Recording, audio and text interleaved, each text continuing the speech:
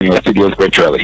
Thank you so much, Barrister Ezaluche. I pray that the connection is able to be stable so I can actually hear your interpretation of some of the questions I'll ask you on what was read. Well, some people would say that INEC has begun the prosecution of those who went ahead to conduct illegal practices during the 2023 election. And one would also say that some political party members or officials who were also involved in some of these electoral offences, well, you would say that prosecution has commenced, and that the initiative, according to INEC, is an ongoing effort to curb electoral fraud and promote credible, free and fair elections. Now, the question is this, Barrister Ezaluche. A couple of Nigerians have actually stated that the 2023 elections from beginning till the end was rife with corruption, was also rife with a lot of electoral offences. And some Nigerians who are not in support of President Bola Ahmed Tinubu winning the 2023 elections believe that the anomalies and the electoral offences that took place during the elections were the ones that benefited the president for winning. Now, INEC has said they have commenced, a prosecution on these electoral offenders, both political party members and INEC officials, a year after. And they're asking the question, why a year after, when you already had all the names of these individuals and persons involved? Have you paraded the INEC officials who were involved in this electoral anomaly or this electoral offense, including the political party members? Or is this just a protocol, just to possibly curry favor from Nigerians, to stipulate that the administration is indeed transparent in handling corruption-related cases? What's your take on that? Well, thank you very much for the question. I think the reality is this: we must applaud INEC for starting this process. Okay. It's true that a year later is quite late, but it's better late than never. All right. And perhaps they will have the excuse that they were gathering evidence and preparing their making sure that they will have fruitful cases to present before the courts. Now, but the issue is this: Nigerians know that the INEC, right from its topmost echelons, from its chairman, Mahmoud Yakubu, and the directors, are all part of this process, part of the electoral fraud that took place in 2023. So if you be asking who is going to be prosecuting who, the ones being prosecuted now, are they being victimized? Were they those that did not play along with the scam that INEC unleashed on Nigerians? But nevertheless, it's a starting point.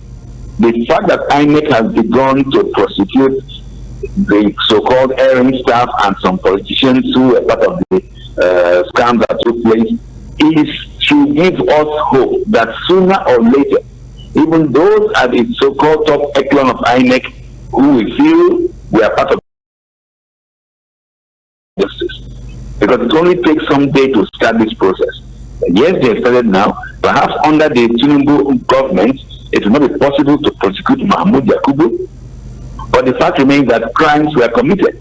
So perhaps down the road, when the subsequent government comes in, depending on what the statute of limitations are for such electoral offences, Mahmoud Yakubu will still be called to answer for his grievous offences against Nigeria. So it's a good point that they started prosecuting. But Barrister Eza, what would you say was Mahmoud Yakub's grievous offences against Nigerians? What would you particularly say? Because he has exonerated himself. He has actually, praised and embellished, his leadership as INEC's chair. In fact, when they gave a total report of how the 2023 elections went, apparently INEC said that this was the best and most organized elections conducted ever, in the history of this organization's conduct of previous elections. So if they could pat themselves on the shoulder to say, despite the challenges, that this was the best and one of the most organized elections, what would you say was a crime of Mahmoud Yakub? Well, INEC can pat itself on its back for whatever reasons, and then those who are profiting from the scam it's unleashed on Nigerians can also glorify INEC. But the reality is this: before the elections, there were benchmarks, there was a template for elections to take place. There was supposed to be the Grievous machines that will record votes. There was supposed to be the IRF portal to which votes will be transmitted immediately. There was also supposed to be a process of appeals complaints are made to INEC, to the INEC chairman as the returning officer, he will look into such complaints and give an answer before he goes further to release the results. Now, all these critical issues were not complied with. If you remember, the Grievous machines never worked. They claimed there was a glitch that made the INEC portal, the IRF. No, the Grievous machines worked. It was the IRF portal that they had issues with. Yes. Yes, despite the appeals or the call to look at several non-compliance with the electoral laws that were made by the PDP and the Labour Party returning officers at the Coalition Center, Mahmoud Yakubu still went ahead in the middle of the night and announced results. So these are infractions that has led us to this pitiable position Nigerians are now. But so those are what I call the grievous errors or the grievous faults. All right, Barrister Ezaluche, sorry, I interrupted. During the tribunal, the opposition political parties represented by their various legal teams actually highlighted these infractions that you talked about on the part of Mahmoud Yakub. But when the judgment was given, like I said earlier, INEC was patted on the back that there is nowhere in the Electoral Act that INEC couldn't conduct elections as it deemed fit. That there was nothing, it wasn't a compulsory move that the elections, or rather result of the elections uploaded on the IRF portal would results could be collated. So the Supreme Court and also the tribunal did not cast any aspersion on INEC. So in this regard, how do you think that Mahmoud Yakub will be called in because he was allowed to conduct off-cycle elections after the presidential election? Well, thank you very much. That judgment of the Supreme Court and even that of the Court of Appeal, yes, if you look at it in essence, it tells us that laws are meaningless. Really? That procedures and guidelines are meaningless. Because I have just told you what INEC itself said were the rules it will comply with, what were contained in the INEC guidelines for elections. So what the Courts of Appeal and the Supreme Court ruled were that those laws are immaterial. That laws generally are immaterial. So those are the judgments that have consigned the judiciary to the pathetic state with which Nigerians now look upon the judiciary. And we hope that with time, when the time comes, the judiciary will find a means to cleanse itself of the wrath of the judgments of the tribunal and the Supreme Court relating to the 2023 presidential elections and other elections. Already, we have seen some of those repercussions, like in Plateau State, where with regard to the legislators, the House of Assembly, the Court of Appeal gave a judgment that was totally rubbished by the Supreme Court. So you see that, I mean, they have themselves that the system, the judicial system, is nothing to write home about. And that is what came out from the elections of 2023. With time, in due course, Nigerians and perhaps our citizens will right these wrongs. But for now, they are terrible infractions. All right, Barrister Ezaluche, a couple of Nigerians who were not in favor, of President Bola Ahmed Tinubu being declared as the winner of the 2023 elections, believe that there was a conspiracy or an arrangement between INEC and the presidency, whereby a lot of these infractions that took place was what elicited, President Bola Ahmed Tinubu emerging as the president of the Federal Republic of Nigeria. But now INEC has decided to prosecute its members, its persons that were supposedly involved in election anomalies and electoral malpractices and offenses. So when you say that this is the right step in the right direction, do we think that we're going to see a day-by-day update on how this electoral offenses go? And who would actually possibly write against Mahmoud Yakub? Who would prosecute him? Who would ask him questions? And how do you think Mahmoud Yakub, with all of these infractions, may pay? Well, the fact that the INEC is prosecuting some officials, I'm sure when the list comes out, we will not be surprised where those political parties belong, where those people who are in political parties belong to, and what kind of prosecution INEC will do. Like I said earlier, it will most likely be those who did not agree to collaborate with INEC to attain its ultimate goal of installing Mr. President in office. So, we will look at the process when they begin it. We will look at who and who they are prosecuting, both politicians, and know the seriousness of this prosecution and who they are taking. But the fact remains that it's a good omen that INEC has begun to prosecute based on electoral laws. All right. And that only gives us hope that as time goes on, even one day, maybe Mahmoud, the former INEC chairman, and even the current one, will one day be brought to justice for their infraction. Now, let's look I know that there will be statute of limitations, yes, which is a time when you cannot even prosecute for crimes. But the reality is that when those crimes are having continuous effect, a lawyer will easily know how to go around those. Now, Barrister in Rivers State, all right, a particular chieftain in Rivers State said publicly in a gathering that the Labour Party actually won a landslide victory in Rivers State.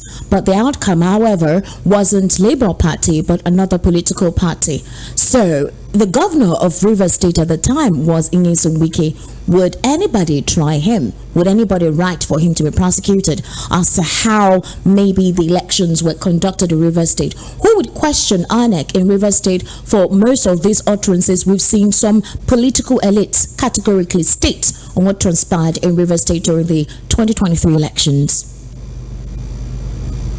Well, the River State issue is rather unfortunate because the person involved now is a current serving minister. Yes. And I'm sure he will not be prosecuted. That is why I'm telling you that the people being prosecuted by this under this process, we will watch and see who and who they will be prosecuting.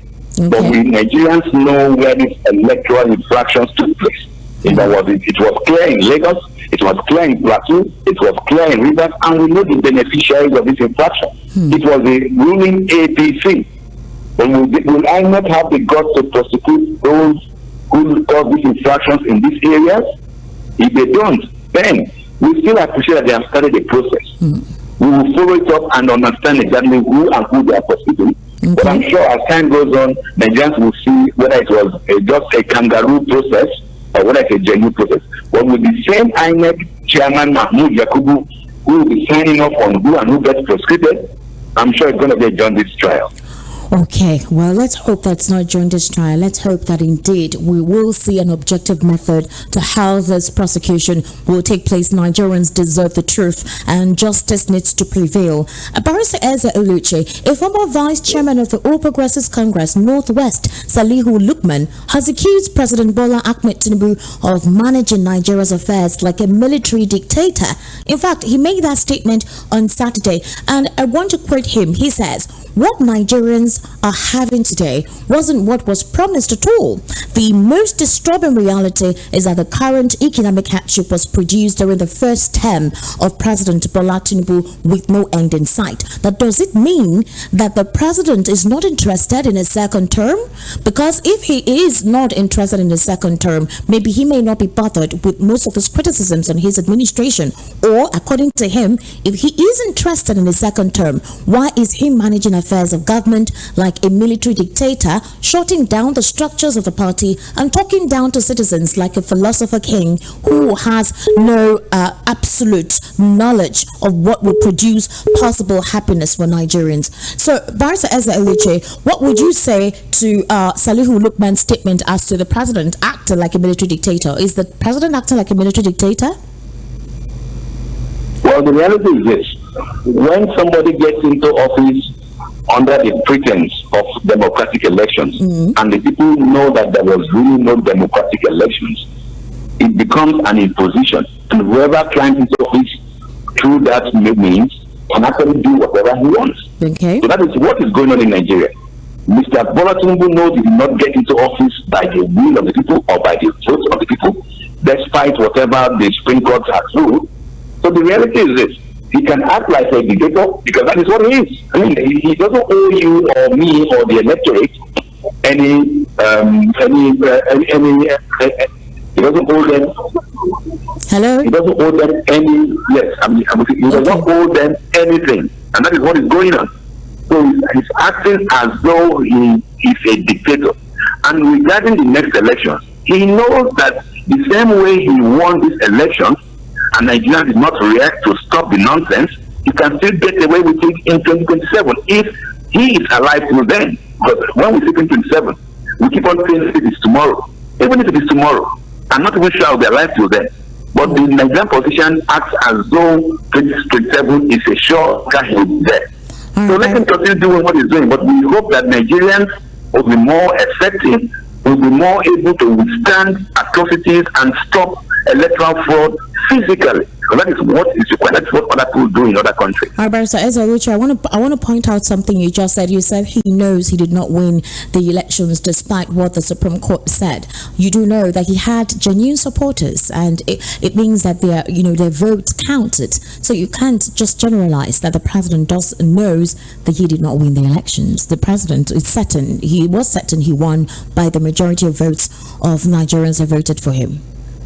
No. Hold on. You see, there's no doubt he has supporters across the country, in all the states, after their party chairman or APC party chairman and secretaries. But the reality is this: when you look at those states where he belongs to vote, even from their own, from the INEC IRS, from Lagos, from Grievous, from Kano, from wherever, that votes were actually smuggled in, he knows the truth. And we can do all the lies we can lie to ourselves, but INEC said this, the court said that, but the reality is the reality.